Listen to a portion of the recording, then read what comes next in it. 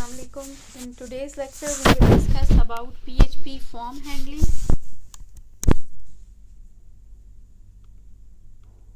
The importance of form handling is that whenever a web application receive input from the user by using a form input, then we need to process that form input in a successful web application, and everything else build on it, or everything else depends on it. Like you create a form, user give his input on this form, and then when you click on submit button, now where these form entries will go and how to process it, your overall web application depends on handling this form input.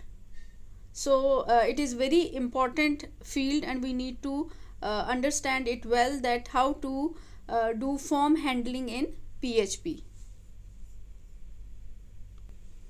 Okay, when we create form in a normal HTML session or in a normal HTTP session, what happened is the browser translate the HTML source for a particular page, and then as a result of it, one HTML page can consist of a text, images, and entry fields. Entry fields are your form input fields. Okay, that you create a form, and each entry field in the form has a specific name, and we saw this when we discuss how to create a form, that form input fields have name and value. So each input field in the form has a specific name.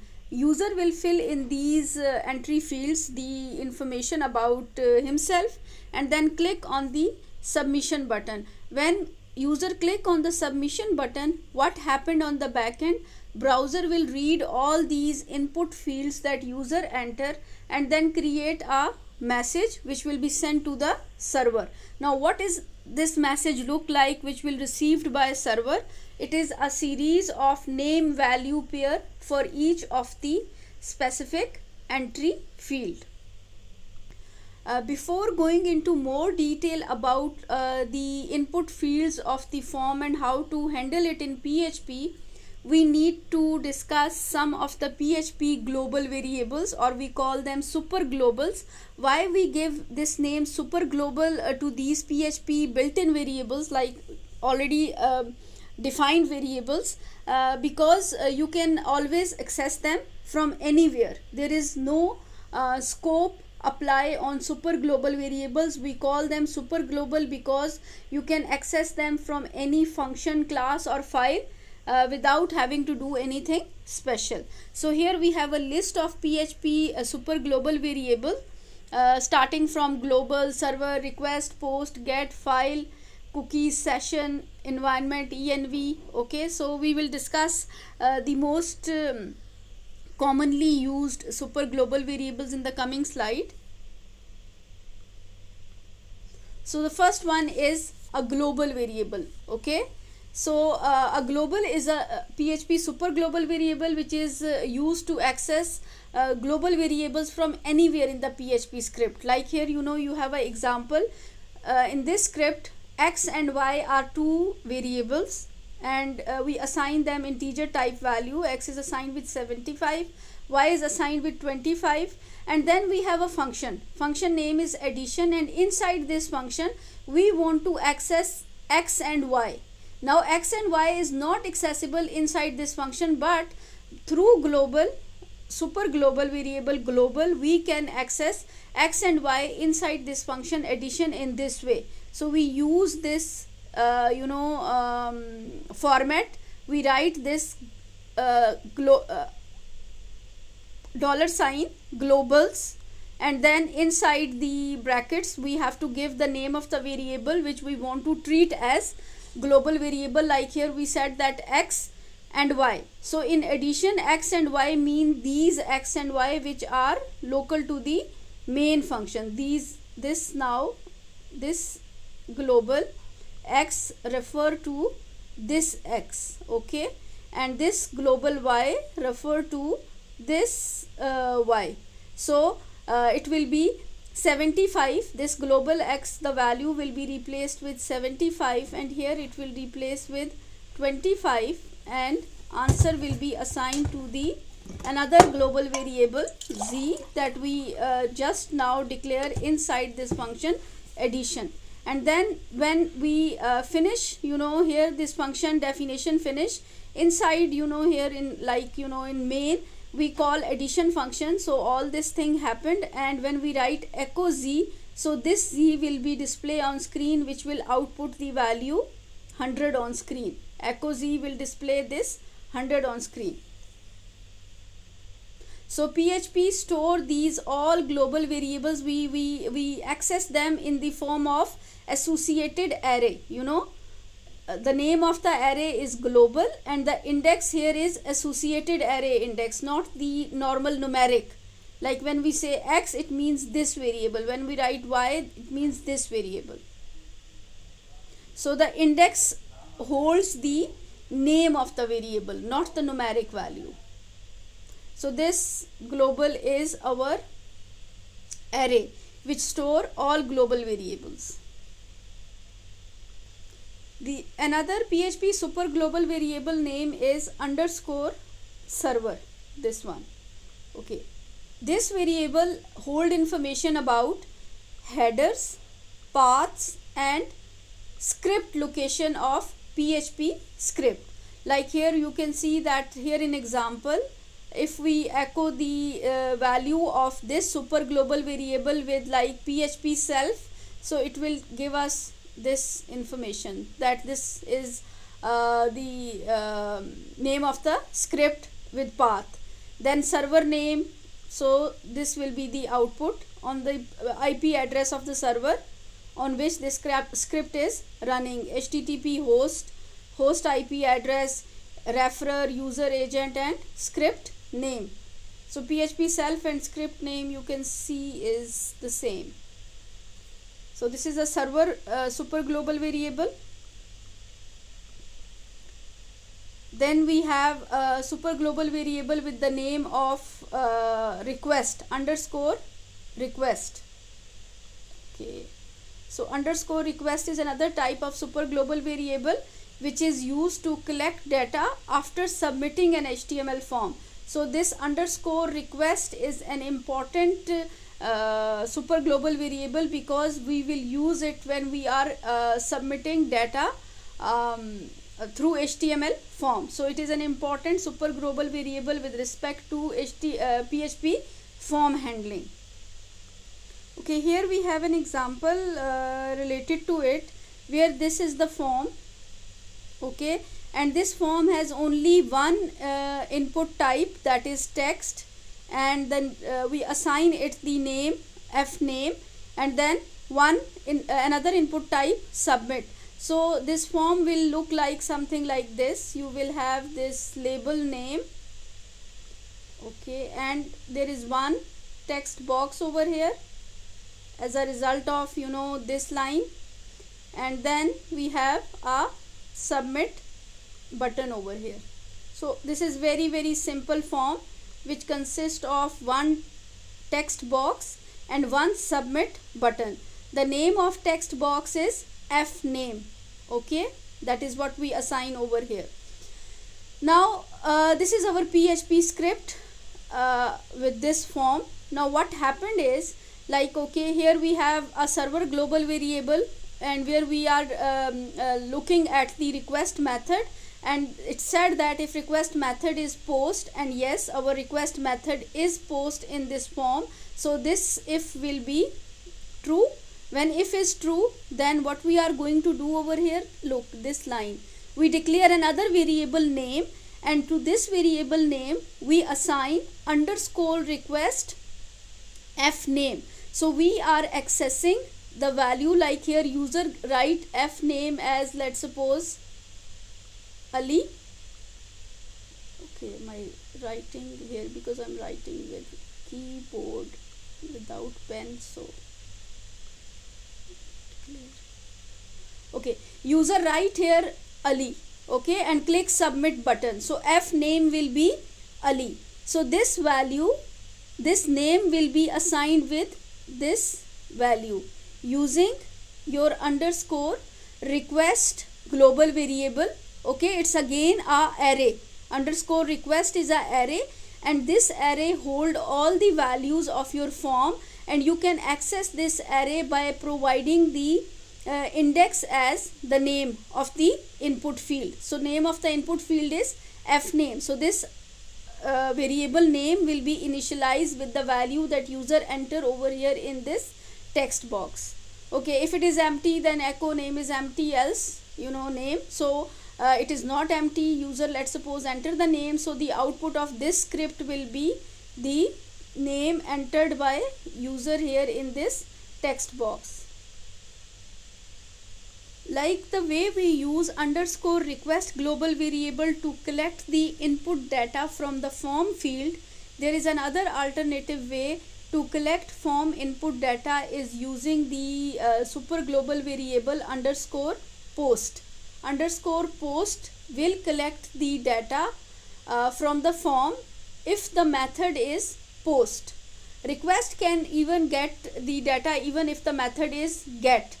Okay, request super global variable which we saw previously. The difference between underscore request and underscore post, both can be used to collect data from input fields of the form, but the difference is underscore request can collect data from both post method and get method, but underscore post collect data from the form if the method is post.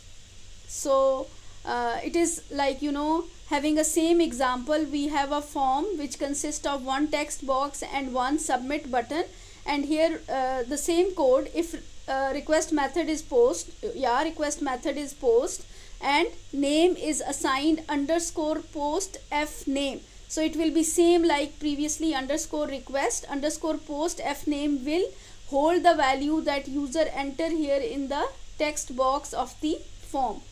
So when you echo that, you will get that value on the screen.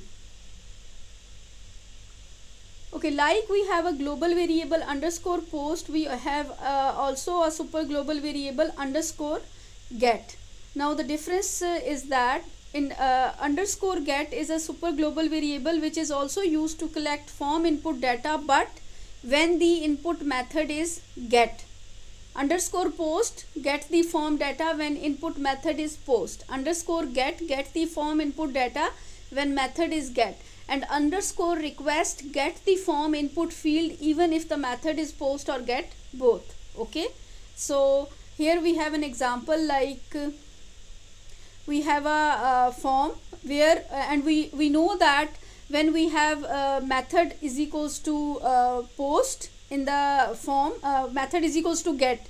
Method is get in the form when we do not specify any method. If we do not specify any method, then method is what? Get. Get is the default method that is used for HTML form. Okay, so here we have an example. Okay, in this example we have specify a hyperlink. This is our HTML code, and this is our separate PHP file which name is test underscore get.php. In HTML file here we have a simple hyperlink, and on this hyperlink what we write is href, mean that we want to link this hyperlink to this page test get underscore php, where subject is PHP and web is w3school.com. So here actually we use two different variables, subject and web. The same way when when we click on the form submit button, our information goes to the URL in the same way. So we specify here directly the URL. So test and then underscore get. So the output of this web page will be this hyperlink. Okay, when a user click on this hyperlink, as a result of clicking this hyperlink, this PHP script should be executed. Now what is there in this PHP script? In this PHP script we are just echoing this string study. Okay, concatenate it with this variable get subject, then string at, and then concatenate it with another variable get web. So underscore get subject, this subject is what? PHP. So study php will display on screen, then at will display on screen, and then underscore get web, and web value is what, w3school.com. so this will display on screen as a result of execution of test underscore get.php script. Okay, now we are familiar with the PHP super global variables that we use for dealing with the form. So now let's go quickly through the form creation method.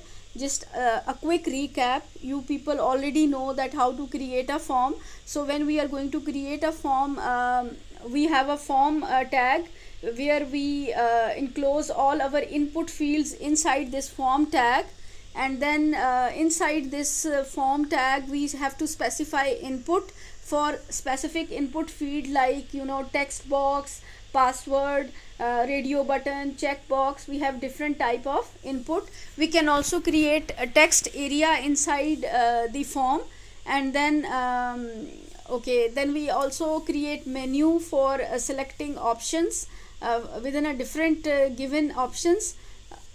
Drop down list we can add and all that. So this is just a quick recap for HTML form creation. Okay, now how to receive form input in PHP.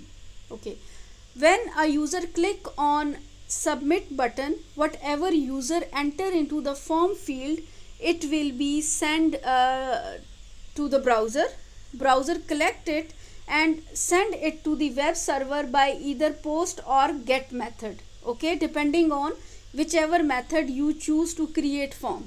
Okay, if you do not choose any method, by default it will be get, but if you specify post, then browser will use post method to submit these value to the web server. Okay, both, either when you are using get or post, it create an array. And what kind of array? It will be a associated array with key value pair. Okay, key 1 value 1 for the first input field, key 2 value 2 for the second input field, and so on. So we have either a get underscore get super global variable with the array of key value pair, or underscore post with these value of key value with this entry of key value pair. Here key is what? The name of the form control that you use, and value, the value that user input into that particular field. So this both get and post are treated as super global variable as underscore get or underscore post. Okay, and you know what this underscore get and underscore post, these are super global variable. These are arrays which hold the input value from the form, or which are used to collect the input values from the form. So as we have seen in the previous slide, that get is an array which collect these value via the URL parameter, like subject, last to last slide, this one, this one, subject and web. Okay, so this thing is from the URL parameter, subject parameter on and web parameter. On the other hand, underscore post is a array of variable that is passed to the current script using HTTP post method. Okay, here we have an example where this is our HTML code or HTML page where we created a form.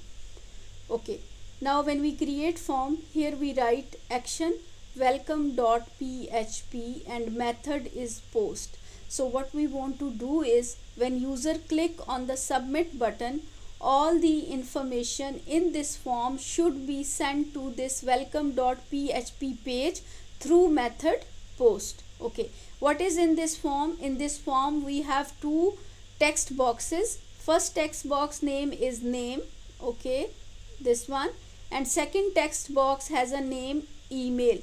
We assign to these text boxes two names. First text box has a name, and second text box has a name email. Okay, and then we have a submit button, okay, over here. That's all. So this is our form. Okay, now let's suppose user input these values into this form. As a name, user input John, and as email john.doe@example.com. So and when user click on submit query button, what happened is these values will be sent to this welcome.php script. When these values are received by welcome.php script, now what welcome.php script do? It is just doing this, okay. PHP script start, this tag echo, and it is accessing the super global underscore post array, and here in post it use this as a index name. So it is what? This name, okay. And this name, what user enter over here? User enter in the name field John. So this variable will be initialized with the value John, and what will display on screen? Welcome John. This line will display on the screen. BR mean new line, okay. Then your email address is, so this will display on screen, your email address is, and then echo post underscore email, okay. Email is the name of the second field, this field, and what user enter in this field? This email. So that email will display on screen. So this is very simple, how to collect user inputted values from the form and send it to the PHP script.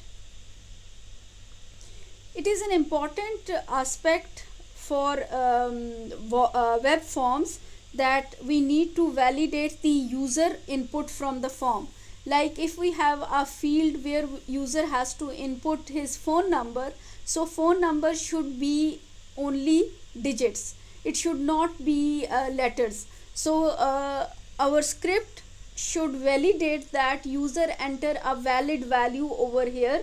Like if user is entering letters instead of digit in the phone number, so we should give this as a output to the user that this field input is not valid, please re-enter it. So ideally we want a PHP page that create form, then validate input and handle correct input only. So how to validate data on the form, this is what we are going to discuss now.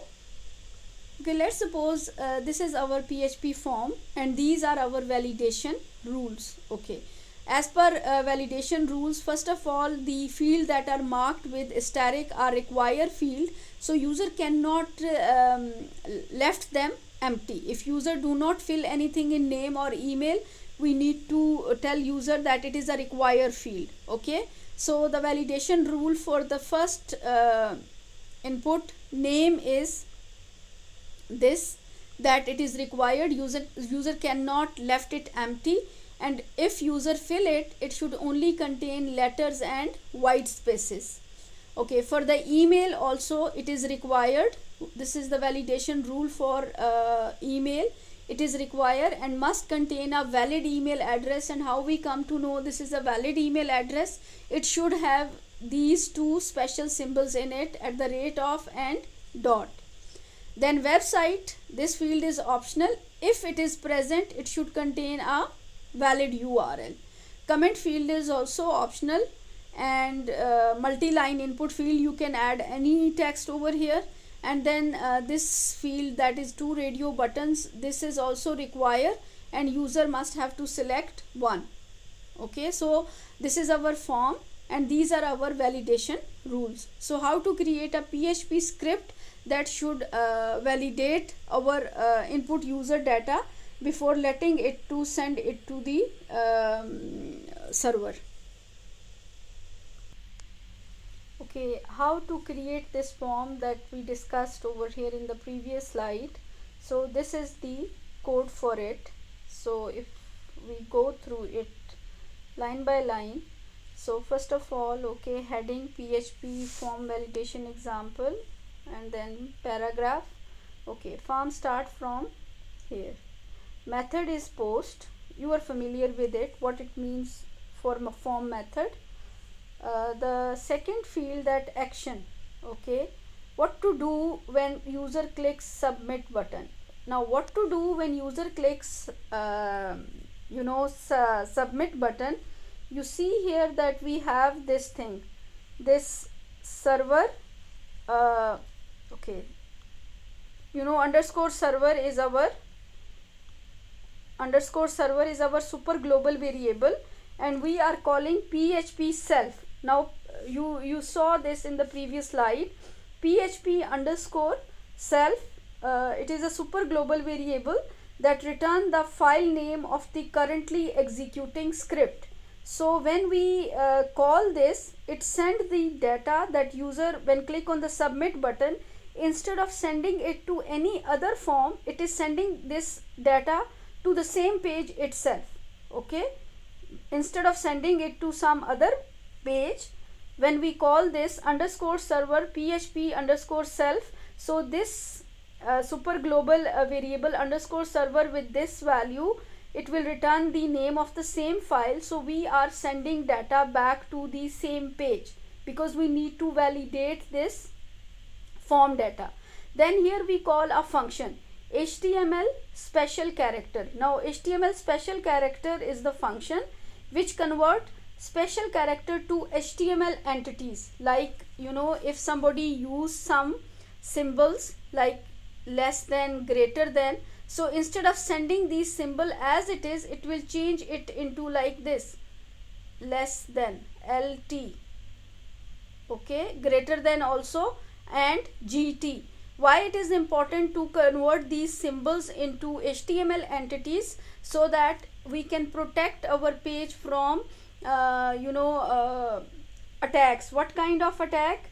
HTML or JavaScript code, that is cross-site scripting attacks. So in this case, cross-site scripting attacks would not be possible on our form. Okay, so it is done. Here over in the first line, we are using method post, and action is when user click on the submit button, we are sending data back to the same page instead of somewhere else. And after that, we created the form. Like here we create input type text, name, this field, then email field, website, this all.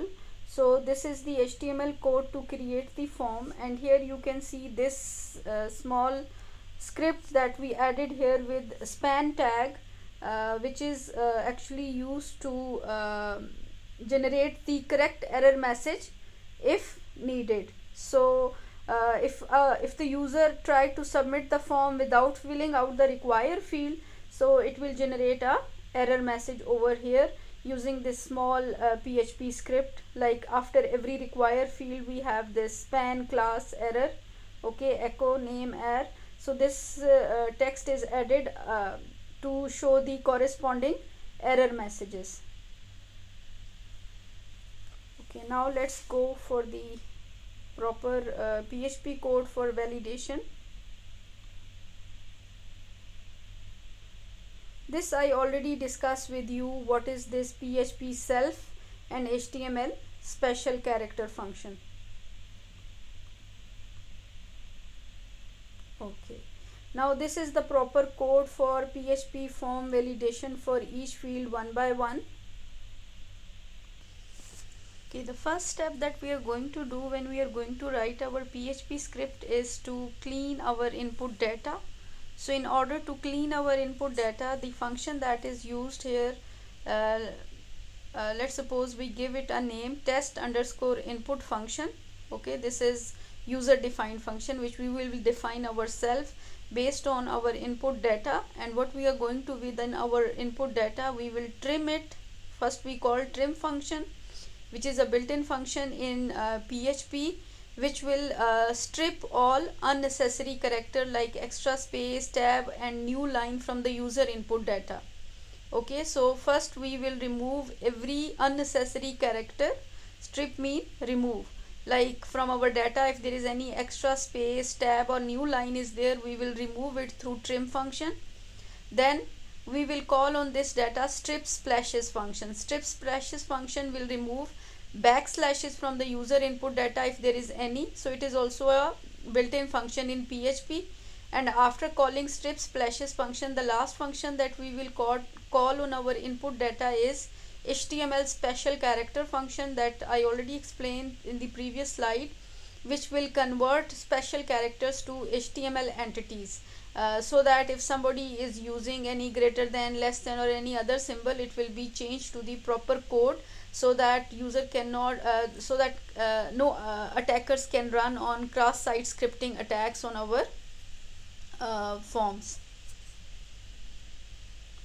So after cleaning our data, this test underscore input function is for cleaning the data, okay, and we call this test underscore input function on each and every field of the form to clean it. So after that, okay, here first field that we are going to validate is validate name field. Okay, so the code to validate the name, as per the rules, the rule is that your name should include only letters and white space and apostrophe as a special character.